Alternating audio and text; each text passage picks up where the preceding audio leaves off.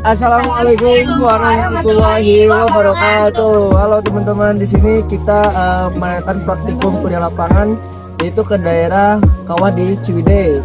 Dan ini tuh salah satu dari aktivitas magmatik dari Gunung Patuha. Gimana kelanjutannya? Ikuti terus ya. Bye bye. Dadah. Tuh ya, oke. Kuliah lapangan kita pada kali ini yaitu di Kawah Ciwidey. Teman-teman tahu nggak sih Kawah Ciwidey itu merupakan bagian dari sistem geotermal dan hidrotermal aktif loh yang masih berhubungan dengan gunung api Patuha. Aktivitas yang tampak di permukaan seperti keluarnya gas, sulfur, air panas, dan juga uap itu merupakan manifestasi dari proses magmatik di bawah permukaan. Nah, teman-teman, di sini temperaturnya itu cukup tinggi loh, sekitar 72 derajat Celcius. Yang mana keadaan ini menunjukkan adanya panas dari aktivitas magmatik. Dan juga gas-gas seperti H2S dan merkuri atau Hg keluar ke permukaan. Ini menandakan interaksi fluida hidrotermal dengan batuan vulkanik. pH-nya juga rendah loh, sekitar 2, yang mana menunjukkan kondisi asam akibat pembentukan asam sulfat yaitu H2SO4 dari oksidasi gas sulfur. Fragmen batuan di sekitar kawah sudah tidak utuh lagi karena teralterasi dan tercuci oleh larutan asam. TDS di sini tinggi mencapai 633 ppm. Oke guys, di sini saya akan menjelaskan ciri apa itu high sulfidation, yang dimana salah satu cirinya adalah silika fagi. Nah, kita bisa lihat ya di sini kalau ada silika yang dimana ada faginya. Nah, kenapa bisa ada fagi? Jadi fagi itu ada plagioklas, lalu dia terkena suhu yang tinggi dan pH yang asam, yang dimana plagioklas itu terlicin dan membentuk kerangka fagi. Nah, di sini faginya itu sudah terlewati aliran hidrotermal, yang dimana membawa mineral yang memiliki cerat berwarna kuning. Yang ini kah? Bisa dilihat di sini, mineralnya memiliki cerat berwarna kuning, yang dimana aliran hidrotermalnya membawa jarosite.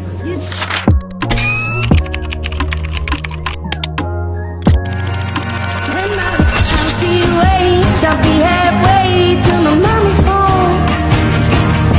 It just dawned on me like the last bleeding as I passing on. And it was my mistake. She never said a thing about Jesus. I miss my mother's southern drawl and her praying through the walls in the evening. Oke guys, jadi di sini kita lagi mengukur pH yang ada di koloid silika ini. Nah, diketahui pH di koloid silika ini bernilai 7 atau netral. Gitu.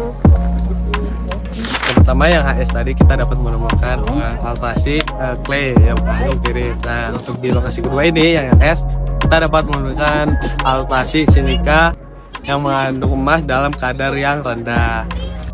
Oke teman-teman, di sini kita ada di lokasi kedua, yang dimana di lokasi kedua ini memiliki mata air yang pH-nya itu netral dibandingkan dengan mata air yang di lokasi pertama yaitu memiliki pH yang asam.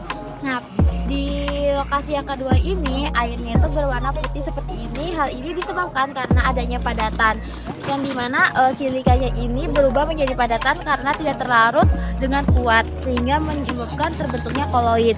Nah, kalau di lokasi pertama itu airnya jernih. Kenapa bisa jernih? Karena silikanya sudah berubah menjadi kation dan anion. Nah, di lokasi kedua ini terdapat endapan sinter silika. Pengen tahu kan apa sih itu endapan sinter silika? Berikut penjelasannya. Halo teman-teman semua, jadi di sini saya akan menjelaskan di sini tuh terdapat ada endapan sinter silika. Nah, endapan sinter silika itu terbentuk dari letusan yang freatik. Nah, jadi kalau bisa disimpulkan endapan sinter silika itu merupakan endapan silika yang berada di permukaan. Nah, bisa kita lihat di sini yang mencirikan bahwa ini tuh menjadi endapan sinter silika tuh adanya laminasi seperti ini. Nah, teman-teman bisa lihat kan di sini kayak ada laminasi itu. Nah, setelah itu kalau misalkan mungkin di bawah dari endapan sintersilika ini tuh terdapat carbonaceous, yaitu ada organiknya atau organic matter-nya. Nah, terus juga yang kita injak sekarang ini nih, yang bawah-bawah itu adanya endapan bawah atau bisa kita lihat itu mengendapkan lempung yang berwarna hitam. Nah, kita lihat sekarang nih. Kalau misalkan dilihat di sini dalam spektrumnya itu dia dominannya opak. Nah, kalau kita lihat di sini, kalau kita lihat di bawah-bawah sini, ini tuh terdapat pirit yang sangat banyak nih. Atau kita bisa lihat juga ini tuh Maldives pirit atau pirit yang berwarna yang pirit halus.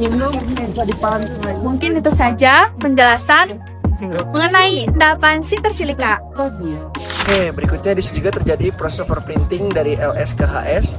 Itu buktinya atau indikasinya dilihat dari adanya tekstur vagisilika di daerah lingkungan pengendapan yang tidak jauh dari daerah lingkungan pengendapan low sulfidation.